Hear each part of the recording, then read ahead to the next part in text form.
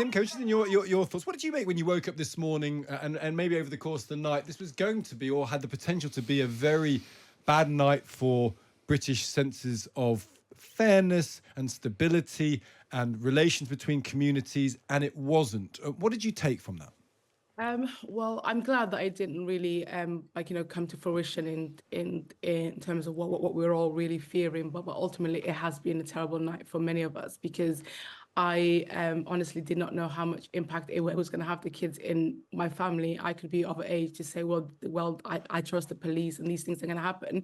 But it has been a really terrible few days for all those of us that have young people in our families, and most of us from immigrant backgrounds. So I've had 4 or 5 really scared 10 to 18-year-olds for the last 2, 3 days. And have you been worrying about things like going out to certain places, going out at certain times? Has that been on your mind? Well, not for me, because honestly, because of the work that I do, I've always had to take these risks. So I've always decided that I wasn't going to let anybody that was against freedoms and equality to stand in my way. But I was really concerned about the mental health for young people. So it didn't really necessarily impact my going out, but my young cousins and my nieces had to stay in.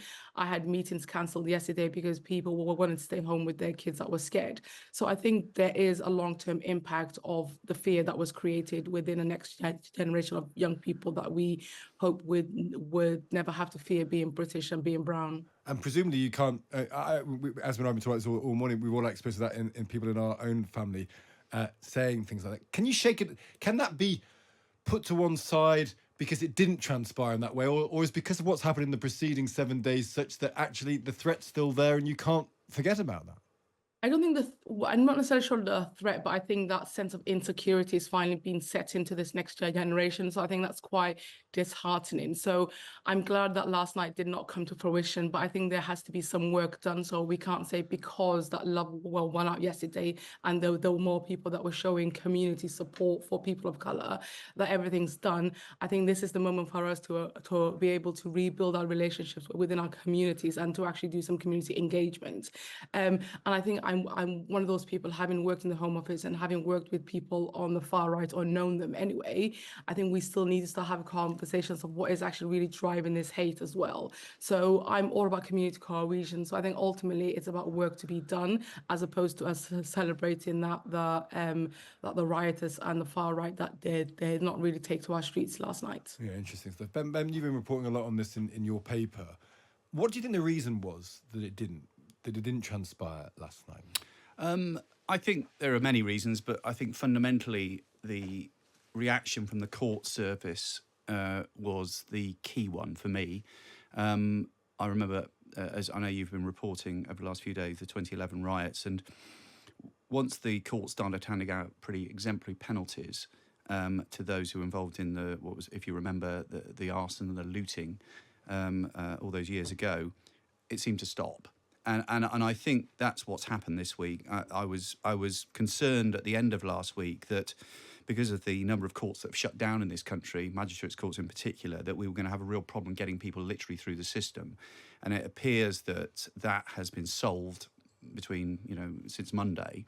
And we've seen from the coverage in the daily papers and on Times Radio that people are now receiving sentences, and then there is a consequence to their action. So I do think that has been the main issue.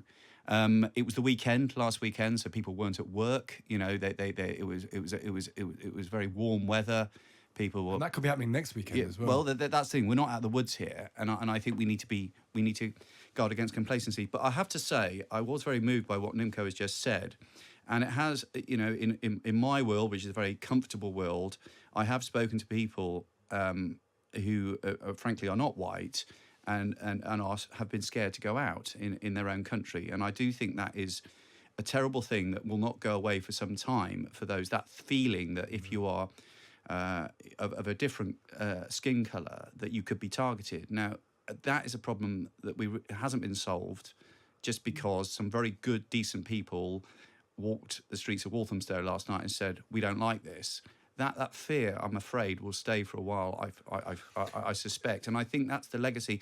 And I also think that those pictures from particularly South Yorkshire and Staffordshire at the weekend of people trying to literally set fire to places, they're not going to go away for a lot of people for some time. They will remember those pictures, and I don't think we should be naive. I think it's been, it's been good to see people have come out. They've demonstrated for unity, and it's a bit of a cliche piece, but I think that there are problems that will not go away. Just on that, because Nimco, we have to deal with the underlying issues, and there's two versions of that. One is the race relations, community relations, where, as you say, people are not going to forget how they felt unsafe, and some sort of reassurance is going to be necessary. There's also the other question, which is there anything in how the country's been conducting itself to do with migration that has led to anger, that has led to that anger then being displayed in unconscionable and offensive manners, but an anger that subsists nonetheless?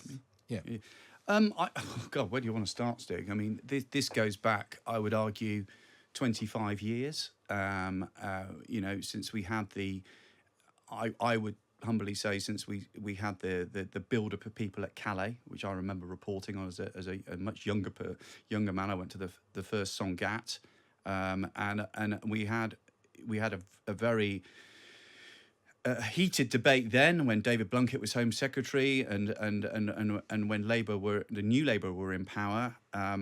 This has not gone away, and if you go to every single Western democracy, they've got the same problem. And I don't think we're anywhere near beginning to solve it. I think that the language from mainstream politicians has been unhelpful over the years. It's an obvious thing to say, but many politicians have sought to say there's a simple answer to this.